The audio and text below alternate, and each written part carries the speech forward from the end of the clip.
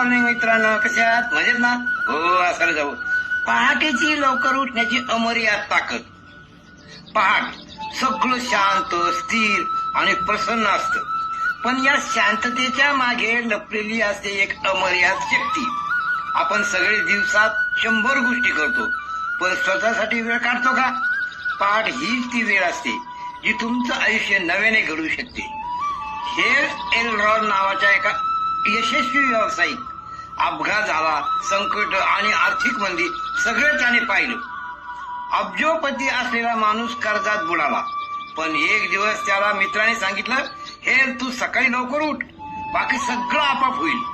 सुरुवातीला त्यालाही हे विनोदी वाटलं, पण जेव्हा त्याने 4 वाजता उठायची सवय लावली, त्याचं आयुष्य अक्षरशः बदललं.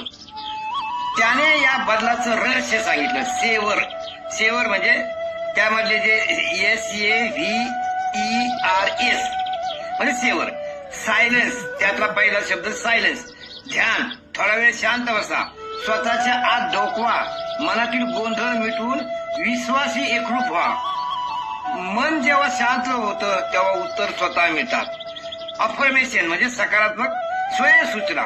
स्वतःशी बोला, मी सक्षम आहे, मी आत्मविश्वासाने भरलेला आहे, मी यशस्वी होणारच. अशा वाक्याने अंतर्मनात नवी ऊर्जा झिरपते. व्हिज्युलायझेशन, कल्पना करा, डोळे मिटा आणि तुम्ही जे स्वप्न पाहताय ते साकार झाल्याचं चित्र मनात बघा. ते घर, ती नोकरी, तो आनंद, विश्वास ठेवा. जे तुम्ही पाहता तेच तुम्ही बनता. एक्सरसाइज, व्यायाम. शरीर म्हणजेच मंदिर, ते तंदुरुस्त ठेवा. व्यायाम केल्याने केवळ शरीरच नाही तर मनही जाग होतं. शरीर हलवलं की विचारही वाहू लागतात. रीडिंग, वाचन करा, दररोज काहीतरी नवं वाचा, कारण पुस्तक वाचणारे लोक एका आयुष्यात अनेक आयुष्य जगतात. ज्ञान माणसाला विनम्र बनवतं आणि विनम्रता यशाकडे नेते.